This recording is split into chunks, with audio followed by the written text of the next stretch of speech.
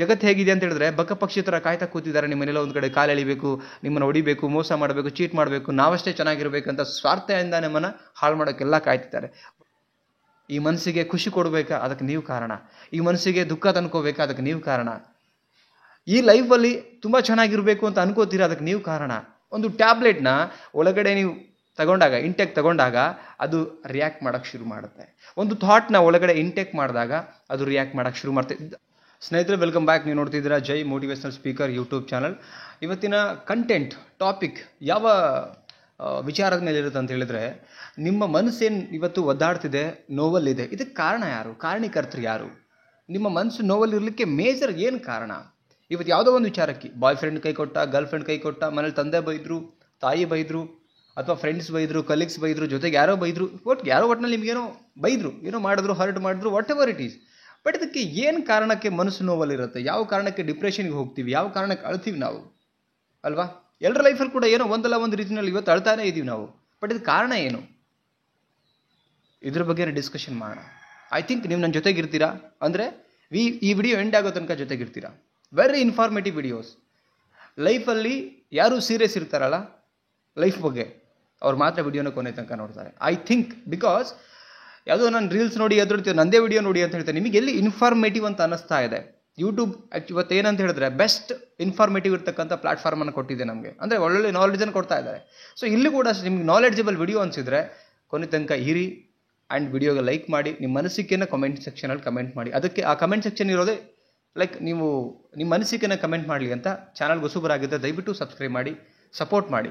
Okay, ಈಗ ನೋಡೋಣ. ಮನಸ್ಸು ಯಾರೋ ನಿಮ್ಮನ್ನು ಹರ್ಟ್ ಮಾಡೋಕ್ಕಿಂತ ಮುಂಚೆ, ಯಾರೋ ನಿಮಗೆ ನೋವು ಮಾಡೋಕ್ಕಿಂತ ಮುಂಚೆ ಯಾಕೆ ಅಳ್ತಾ ಇರಲ್ಲ? ಪ್ರಶ್ನೆ ಇದು. ನೀವು ಕೇಳ್ಕೊಳ್ಳಿ ಆ್ಯಂಡ್ ನಾನು ಕೂಡ ನಿಮಗೆ ಕೇಳ್ತಾ ಇದ್ದೀನಿ. ಒಂದು ಪ್ರಶ್ನೆ ಇದು, ಡಿಸ್ಕಷನ್ ಮಾಡ್ತಾ ಇದ್ದೀನಿ ಅಷ್ಟೇ. ಓಕೆ, ಯಾವ ಕಾರಣಕ್ಕೆ ಮನಸ್ಸು ಯಾರೋ ನಮಗೆ ಬೈದಾಗ ಅಳುತ್ತೆ, ಅಥವಾ ಯಾರು ಬೈದಾಗ ನಮಗೆ ನೋವು ಬರುತ್ತೆ, ಕಾಡುತ್ತೆ, ಡಿಪ್ರೆಷನ್ಗೆ ಹೋಗ್ತೀವಿ? ಅದಕ್ಕೆ ಯಾರು ಕಾರಣ ಆಗ್ತಾರೆ? ಬೈದವ್ರು ಕಾರಣ ಆಗ್ತಾರಾ, ಅಥವಾ ಅನಿಸ್ಕೊಂಡು ನಾವು ಕಾರಣ ಆಗ್ತೀವಾ? ಏನು ಕಾರಣ? ಅಥವಾ ಅವ್ರು ಬೈಯೋಕ್ಕಿಂತ ಮುಂಚೆ, ಅವ್ರು ನಮಗೇನೋ ಮಾಡಲಿಕ್ಕಿಂತ ಮುಂಚೆ ಆ ಥರ ಕಣ್ಣೀರಾಗಲಿ ನೋವಾಗಲಿ ಇರಲ್ವೇ? ಅಥವಾ ಅವ್ರು ನಮಗೆ ಕನೆಕ್ಟ್ ಆಗೋಕ್ಕಿಂತ ಮುಂಚೆ, ಫ್ರೆಂಡ್ಸು, ಕಲೀಗ್ಸ್, ತಂದೆ ತಾಯಿ ಯಾರೇ ವಾಟ್ ಎವರ್, ಅವ್ರಿಗೆ ನಮಗೆ ಕನೆಕ್ಟ್ ಆಗೋಕ್ಕಿಂತ ಮುಂಚೆ ನಮಗೆ ಅಳು ಅನ್ನೋದಿರಲ್ಲ, ಕೊರಗು ಅನ್ನೋದು. ಬಟ್ ಯಾಕೆ ನೋಡಿ, ಏನೋ ಒಂದು ಚೆನ್ನಾಗಿರೋ ವಸ್ತು, ನಮ್ಗೆ ತುಂಬ ಇಷ್ಟ ಆಗಿರ್ತಕ್ಕಂಥ ವಸ್ತು ತಂದಾಗ ಅದನ್ನು ತುಂಬ ಜೋಪಾನವಾಗಿ ಮೇಲಿಟ್ಟಿರ್ತೀವಿ, ರೈಟ್? ತುಂಬ ಅದನ್ನು ಹೇಗೆ ಅಂತ ಹೇಳಿದ್ರೆ ತುಂಬ ಕೇರ್ ಮಾಡಿಬಿಟ್ಟು ಏನೂ ಆಗದಿರೋದನ್ನು ಇಡ್ತೀವಿ. ಅದು ಚೂರು ಅಲ್ಲಿಂದ ಬಿದ್ದೋಗ್ಬಿಟ್ರೆ ಅಳ್ತೀವಿ, ಒದ್ದಾಡ್ತೀವಿ, ಬೇಜಾರು ಮಾಡ್ಕೊಳ್ತೀವಿ. ಅದೇ ಇಷ್ಟ ಇಲ್ದಿರೋ ಏನೋ ಒಂದು ವಸ್ತು ಇದ್ದಾಗ ಅಥವಾ ಇಲ್ಲದೇ ಇದ್ದಾಗ ಅದನ್ನು ಹೊರಗಡೆ ಇಡ್ತೀವಿ. ಡಿಫ್ರೆನ್ಸಿಯೇಷನ್ ಬರುತ್ತೆ. ತುಂಬ ಫೇವರ್ ಅಂತ ಬಂದಾಗ ಯಾವುದೋ ಒಂದು ವಸ್ತುನ ಜೋಪಾನವಾಗಿ ಇಟ್ಕೊಳ್ತೀವಿ, ಅಷ್ಟು ಫೇವರ್ ಇಲ್ದಿರೋ ವಸ್ತುನ ಎಲ್ಲೋ ಬಿಸಾಕ್ತೀವಿ. ಇಲ್ಲಿ ಏನು ಕಾಣುತ್ತೆ? ನಾನು ಹೇಳೋ ಎರಡು ವಿಚಾರದಲ್ಲಿ ತುಂಬ ಫೇವರ್ ಇರೋದನ್ನು ಎಲ್ಲೋ ಒಂದು ಕಡೆ ನೀಟಾಗಿ ಇಟ್ಕೊಳ್ತೀವಿ, ಫೇವರ್ ಇಲ್ಲದೇ ಇರೋದನ್ನು ಎಲ್ಲೋ ಹೊರಗಡೆ ಇಡ್ತೀವಿ. ಇಲ್ಲಿ ಏನು ಕಾರಣ ನಿಮಗೆ ಕಾಣಿಸುತ್ತೆ ಅಂತ ಹೇಳಿದ್ರೆ, ನಾನು ಒಂದೇ ಒಂದು ಹೇಳೋಕ್ಕೆ ಇಷ್ಟಪಡ್ತೀನಿ. ಇಲ್ಲಿ ವಸ್ತುಗಳು ನೀವಿಷ್ಟಪಟ್ಟಿದ್ದು, ರೈಟ್? ನೀವಿಷ್ಟಪಟ್ಟಿದ್ದು ಆ್ಯಂಡ್ ಆ ವಸ್ತುನ ಇಟ್ಟಿರ್ತಕ್ಕಂಥ ಜಾಗ, ಇವೆರಡು ಡಿಪೆಂಡ್ ಆಗುತ್ತೆ. ಈಗ ನಿಮ್ಮ ಲೈಫಲ್ಲಿ ಯಾರೋ ನಿಮಗೆ ಹರ್ಟ್ ಮಾಡಿದಾಗ, ಬೈದಾಗ, ಬೇಜಾರು ಮಾಡಿದಾಗ ಅವ್ರನ್ನ ದೂರ ಕೊಟ್ಟು ಏನೂ ಪ್ರಯೋಜನ ಇಲ್ಲ. ಅವ್ರು ದೂರ ಕೊಡೋಕೆ ಹೋಗಬೇಡಿ. ನೀವು ಅವ್ರು ಮಾಡಿದ್ದಲ್ಲ, ನೀವು ಇಷ್ಟಪಟ್ಟಿದ್ದು. ಆ್ಯಂಡ್ ಅವ್ರು ಆಡಿರ್ತಕ್ಕಂಥ ಮಾತಿಗೆ ನೀವು ಅದ್ರ ಮೇಲೆ ಫೋಕಸ್ ಮಾಡಿ ವಿಚಾರ ಮಾಡ್ತಿರೋದಕ್ಕೆ. ಯಾರೋ ನಿಮ್ಮನ್ನು ಕೆಟ್ಟದಾಗ ಬೈದರು ಅಂದ್ಕೊಳ್ಳಿ, ಯಾರೋ ನಿಮ್ಮನ್ನು ಹರ್ಟ್ ಮಾಡಿದ್ರು ಅಂದ್ಕೊಳ್ಳಿ, ಅವರು ಮಾತಾಡಿದ್ದಕ್ಕಲ್ಲ, ಮಾತಾಡ್ಕೊಳ್ಳಿ. ನೀವು ಅದೇ ಮಾತಿನ ಮೇಲೆ ಸೀರಿಯಸ್ ಆಗಿದ್ದಕ್ಕೆ ನಿಮಗೆ ಹರ್ಟ್ ಆಗುತ್ತೆ, ನಿಮ್ಗೆ ಬೇಜಾರಾಗತ್ತೆ. ಎಷ್ಟೋ ನಿಮಗೆ ಈಗ ನಾನು ಹೇಳ್ತಕ್ಕಂಥ ವಿಚಾರ ಎಲ್ಲೋ ಒಂದು ಕಡೆ ಅರ್ಥ ಆಗ್ತಿದೆಯಾ? ಈ ಮನಸ್ಸಿಗೆ ಫೈನಲಿ ಹರ್ಟ್ ಆಗಲಿ, ನೋವಾಗಲಿ, ಇದೆಲ್ಲದಕ್ಕೂ ಮೂಲ ಕಾರಣ ಯಾರು ಗೊತ್ತಾ? ನಾವು. ಈ ಬದುಕಿನ ಪ್ರತಿಯೊಂದಕ್ಕೂ ಸಾರಥಿಗಳ್ಯಾರು? ನಾವೇನೆ. ನಿಮ್ಮ ಥಾಟ್ ಪ್ರೊಸೆಸ್ ಏನು, ಯಾವ ರೂಟಲ್ಲಿ ಹೋಗ್ತಾ ಇದೆ? ಯಾರೋ ನಿಮ್ಮನ್ನು ಹರ್ಟ್ ಮಾಡ್ತಿದ್ದಾರೆ ಅಂತ ಹೇಳಿದ್ರೆ ಅಲ್ಲಿ ಹರ್ಟ್ ಆಗ್ಲಿಕ್ಕೆ ಏನು ಕಾರಣ?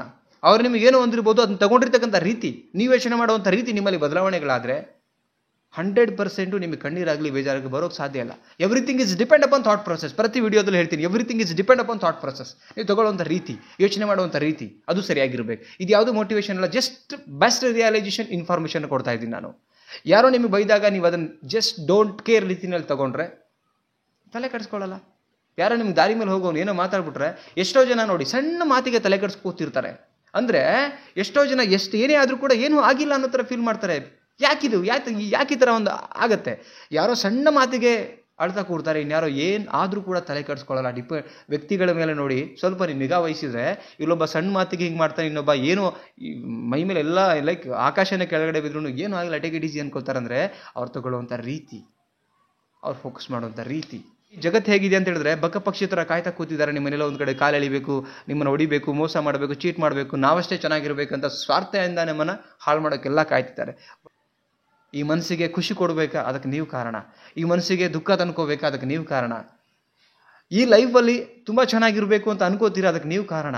ನಿಮಗೆ ನೀವು ಮಾಡಿಫೈ ಮಾಡ್ಕೊಳ್ಳಿ.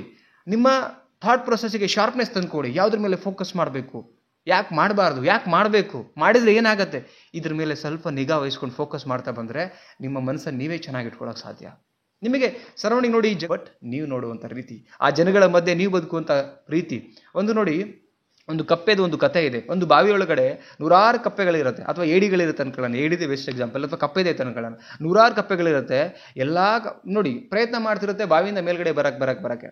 ಬಟ್ ಎಷ್ಟೋ ಅಕ್ಕಪಕ್ಕದ ಕಪ್ಪೆನವ್ರು ನಿನ್ನ ಕೈಲಾಗತ್ತಾ ಅಂತ ಎಲ್ಲರೂ ಅಪಹಾಸ್ಯ ಮಾಡ್ತಿರ್ತಾರೆ.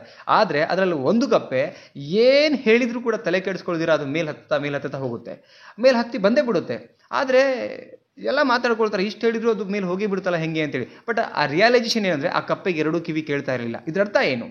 ಜನಗಳ ಕಮೆಂಟ್ಸ್, ಜನಗಳ ಮಾತು, ಯಾರು ಏನೇ ಹೇಳಿ, ನಿಮಗೆ ಎಷ್ಟೇ ಕ್ಲೋಸ್ ಆಗಿರ್ತಕ್ಕಂಥ ವ್ಯಕ್ತಿ ನಿಮ್ಮ ನೋವು ಮಾಡಲಿ, ಹರ್ಟ್ ಮಾಡಲಿ, ಪ್ರೀತಿ ಮಾಡಿದ್ರೆ ಏನೇ ಹೇಳಿದ್ರು ಅದನ್ನು ತಗೊಳ್ಳಿಲ್ಲ ಅಂತ ಹೇಳಿದ್ರೆ ನೀವು ಖುಷಿಯಾಗಿರ್ತೀರ. ಅದನ್ನು ತಗೊಂಡ್ರೆ ಮಾತ್ರ ನೀವು ದುಃಖದಲ್ಲಿರ್ತೀರ. ಒಂದು ಟ್ಯಾಬ್ಲೆಟ್ನ ಒಳಗಡೆ ನೀವು ಇಂಟೇಕ್ ತಗೊಂಡಾಗ ಅದು ರಿಯಾಕ್ಟ್ ಮಾಡೋಕ್ಕೆ ಶುರು ಮಾಡುತ್ತೆ.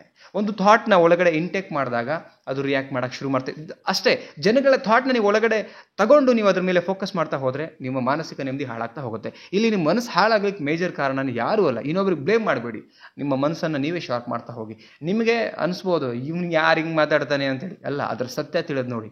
ಸತ್ಯ ನಿಮಗೆ ಕಹಿ ಅನಿಸಿರ್ಬೋದು, ಬಟ್ ಅದ್ರ ಮೇಲೆ ರಿಯಲೈಸೇಷನಿಗೆ ಹೋದಾಗ 100% ನಿಮಗೆ ಗೊತ್ತಾಗತ್ತೆ. ಈ ಮನಸ್ಸಿಗೆ ಕಣ್ಣೀರು, ದುಃಖ, ಮತ್ತೊಂದು ಇನ್ನೊಂದು ಆದರೆ ಅದು ನೋಡಿ, ಜಗತ್ತು ಹೆಂಗೋ ಇರುತ್ತೆ. ನಿಮ್ಮ ಕಲ್ಪನೆ, ನಿಮ್ಮ ನೋಡುವಂಥ ದೃಷ್ಟಿ, ನಿಮ್ಮ ಯೋಚನೆ, ಇದ್ರ ಮೇಲೆ ಎಲ್ಲನೂ ಕೂಡ ನಿಮಗೆ ಕಾಣ್ತಾ ಹೋಗುತ್ತೆ. ಈಗ ನಿಮಗೆ ನೀವೇ ಥಿಂಕ್ ಮಾಡ್ತೀರಿ, ಅವ್ರೇನು ಅನ್ಕೊಳ್ತಾರೆ, ಇವ್ರೇನು ಅನ್ಕೊಳ್ತಾರೆ, ಅವ್ರು ಏನೂ ಅನ್ಕೊಂಡಿರಲ್ಲ. ಬಟ್ ನೀವು ನೋಡುವಂಥ ದೃಷ್ಟಿ, ಯೋಚನೆ ಮಾಡುವಂಥ ರೀತಿ, ನಿಮ್ಮ ನಡವಳಿಕೆ ನಿಮ್ಗೆ ಅಲ್ಲೇ ಕೂರು ಹಾಗೆ ಮಾಡುತ್ತೆ. ಜಸ್ಟ್ ಥಾಟ್ ಪ್ರೊಸೆಸ್ನ ಚೇಂಜ್ ಮಾಡ್ತಾ ಹೋಗಿ, ನಿಮ್ಮ ಬದುಕು ಬದಲಾಗುತ್ತೆ. ಥಾಟ್ ಪ್ರೊಸೆಸ್ ಮೇಲೆ ಈಗ ವಿಡಿಯೋ ನೋಡಬೇಕಂತ ಅನಿಸಿದ ಮೇಲೆ ತಾನೆ ಕ್ಲಿಕ್ ಮಾಡಿಬಿಟ್ಟು ಏನಿದೆ ವಿಚಾರ ನೋಡ್ಕೊಳ್ಳೋಣ ಅಂತ ನೋಡ್ತಾ ಇರೋದು. ಬಟ್ಟೆ ಹಾಕಿದ್ರ ಮೇಲೆ ಥಾಟ್ ಪ್ರೊಸೆಸ್, ಏನು ತಿಂಡಿ ತಿಂತೀರಿ ಥಾಟ್ ಪ್ರೊಸೆಸ್, ಯಾರನ್ನು ಮೀಟ್ ಮಾಡಬೇಕು, ಯಾರನ್ನು ಫ್ರೆಂಡ್ಶಿಪ್ ಮಾಡಬೇಕು, ಎಲ್ಲಿಗೆ ಹೋಗ್ಬೇಕು, everything is depend upon thought process. Life move on ಆಗ್ತಿರೋದೆ. ಅದಕ್ಕೆ ಶಾರ್ಪ್ನೆಸ್ ಮಾಡ್ಕೊಳ್ಳಿ ನಿಮ್ಮ ಥಾಟ್ ಪ್ರೊಸೆಸ್ನ. ಐ ಥಿಂಕ್ ಈ ಒಂದು ವಿಡಿಯೋ ನಿಮಗೆ ಒಂದು ಒಳ್ಳೆ ಇನ್ಫಾರ್ಮೇಟಿವ್ ಆಗಿ ಒಂದು ರಿಯಲೈಸೇಷನ್ ತಂದುಕೊಟ್ಟಿದೆ. Motivation is temporary, realisation is permanent. ಸತ್ಯದ ಮೇಲೆ ಹೋಗೋಣ ನಾವು. ಯಾರು ಅರ್ಥ ಮಾಡ್ಕೊಂಡು ನಡೀತಾರೆ ಅವ್ರು ಮಾತ್ರ ಈ ಬದುಕಲ್ಲಿ, ಈ ಜಗತ್ತಲ್ಲಿ ನಿಲ್ಲೋಕೆ ಸಾಧ್ಯ. ಇಲ್ಲ ಅಂತ ಹೇಳಿದ್ರೆ ಕೊರಗ್ತಾ, ಕಣ್ಣೀರಾಗ್ತಾ ಅವ್ರು ಮೂಲೆಗೆ ಸೇರ್ತಾರೆ. Thank you so much guys. ಮತ್ತೊಂದು ಟಾಪಿಕಲ್ಲಿ ಸಿಗ್ತೀನಿ. ಏನು ಅನ್ನಿಸ್ತು ಅದನ್ನು ಕಮೆಂಟ್ ಸೆಕ್ಷನಲ್ಲಿ ಕಮೆಂಟ್ ಮಾಡಿ, ವಿಡಿಯೋಗೆ ಲೈಕ್ ಮಾಡಿ, ಆ್ಯಂಡ್ ಚಾನಲ್ಗೆ ಹೊಸಬರಾಗಿದ್ದರೆ ಸಬ್ಸ್ಕ್ರೈಬ್ ಮಾಡೋದನ್ನು ಮರಿಬೇಡಿ ಅಂತ ಹೇಳ್ತಾ ಮತ್ತೊಂದು ಟಾಪಿಕಲ್ಲಿ ಸಿಗೋಣ. ನಮಸ್ತೆ.